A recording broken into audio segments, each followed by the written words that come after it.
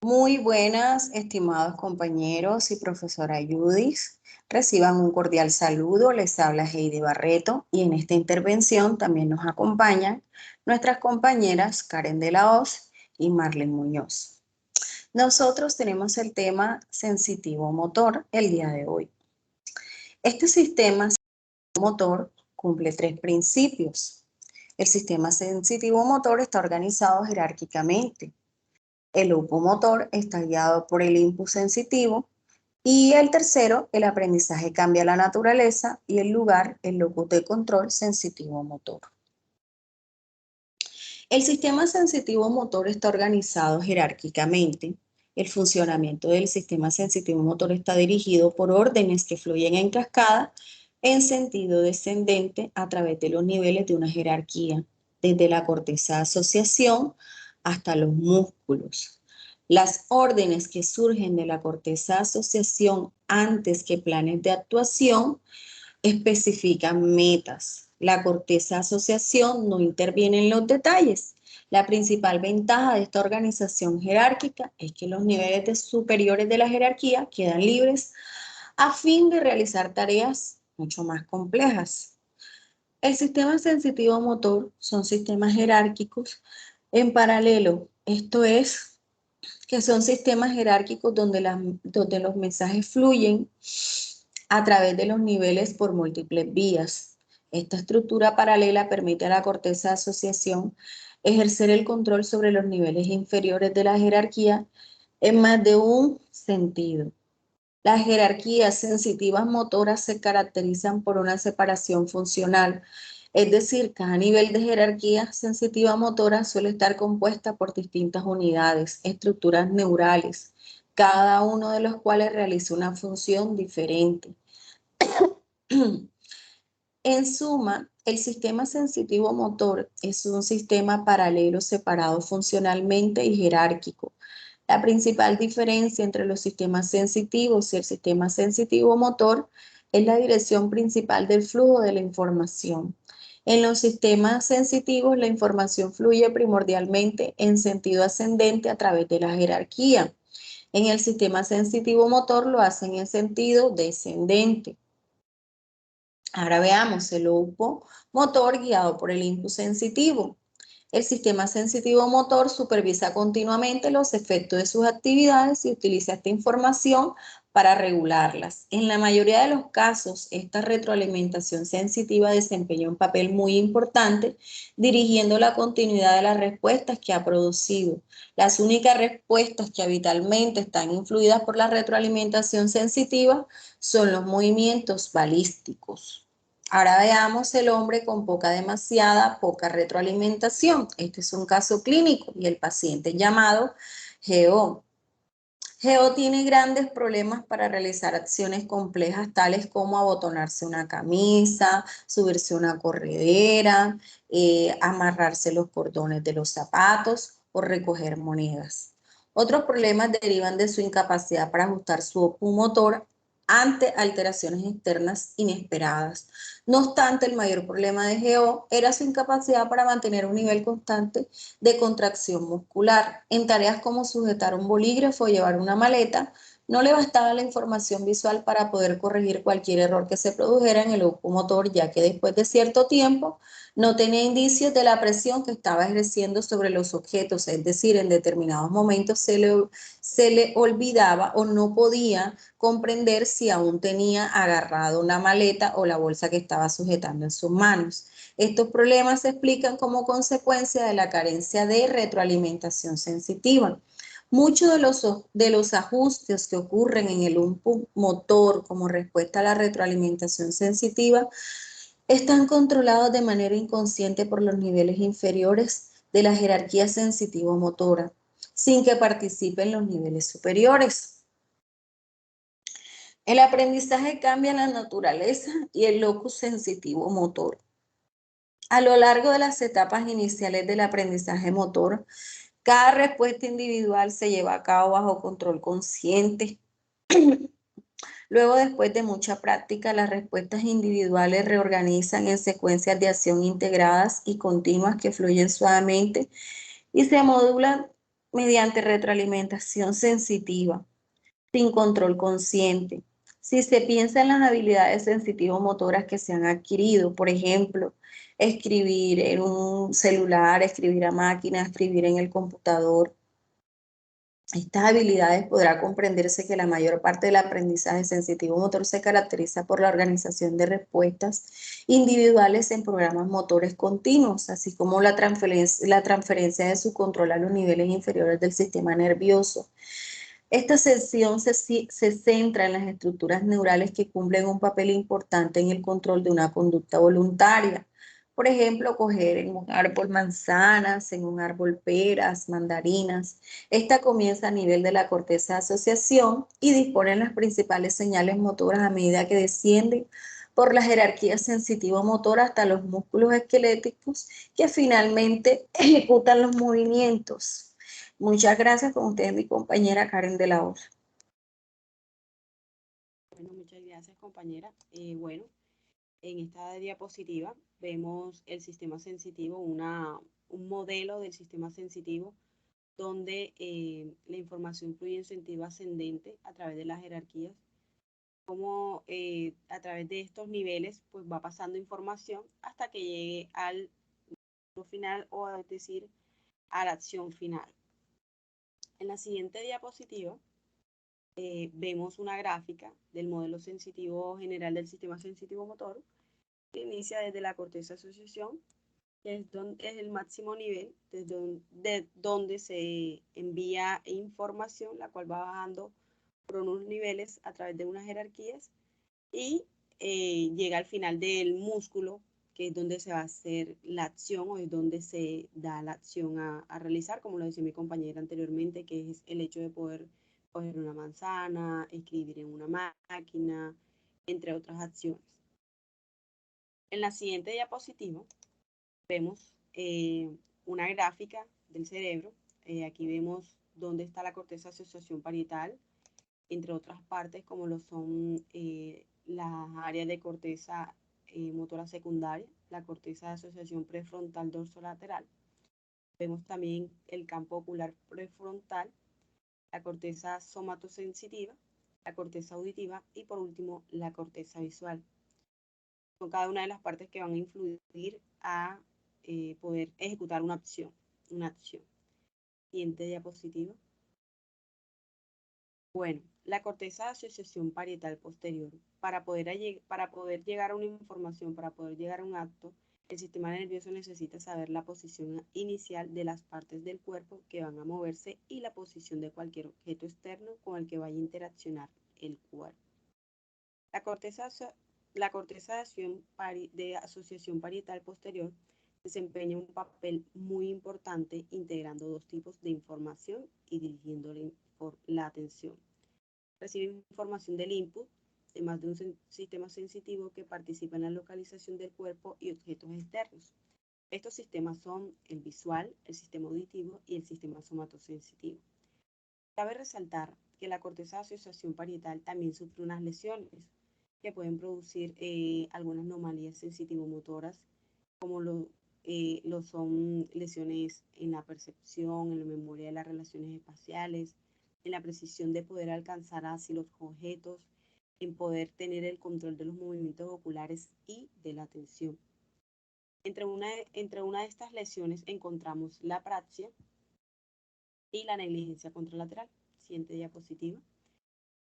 Bueno, la apraxia es una de las lesiones, como lo decía anteriormente, es una de las más llamativas o de las más importantes que puede sufrir la corteza de asociación. Esta puede presentar dificultades en el paciente para poder realizar algunos movimientos específicos cuando se le pide que le hagan.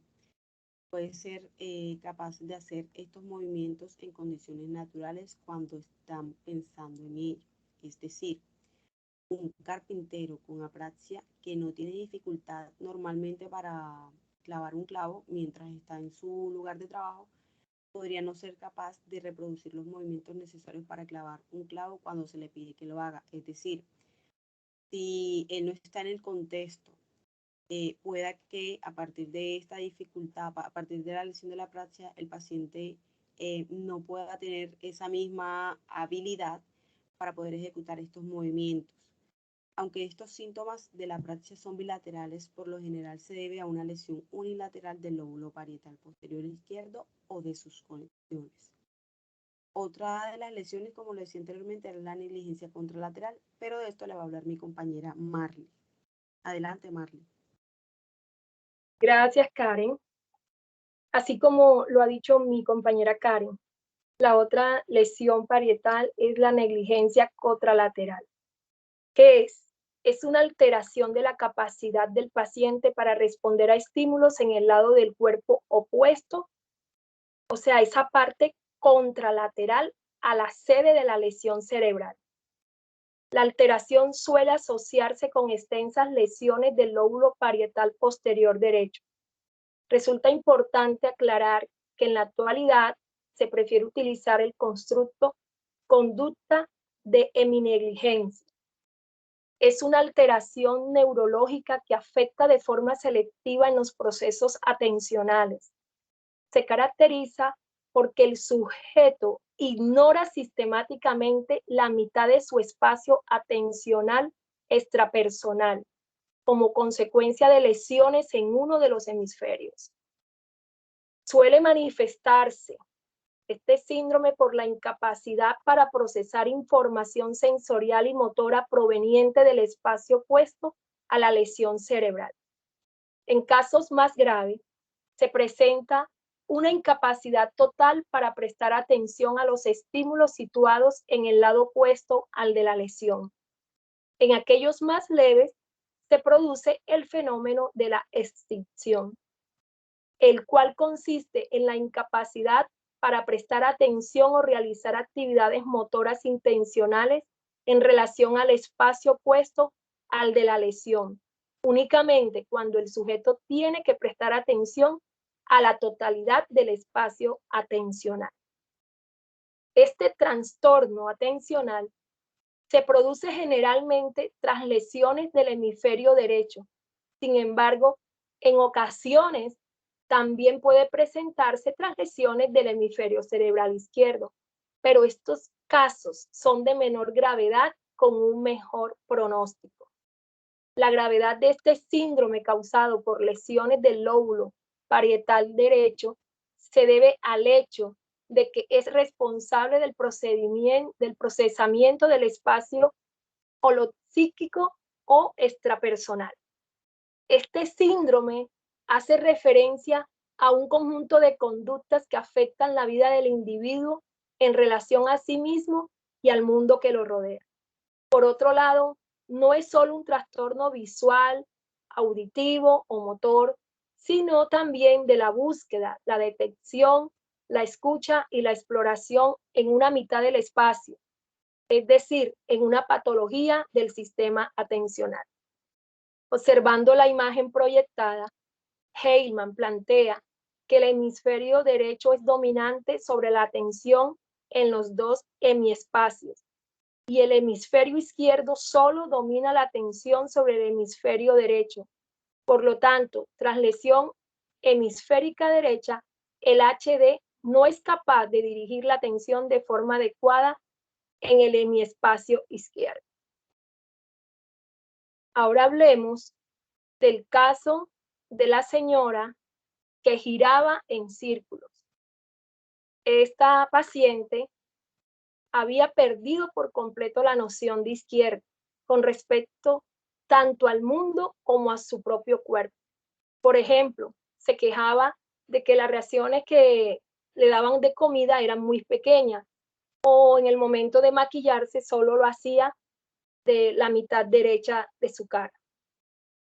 Es casi imposible tratar esto debido a que no se puede atraer su atención hacia ello. Ha desarrollado estrategias para enfrentarse a su problema. Esta paciente no puede mirar hacia la izquierda directamente, no puede volverse hacia la izquierda, de modo que lo que hace es volverse a la derecha y a la derecha y nuevamente a la derecha, hasta hacer un círculo para encontrar lo que ella quiere.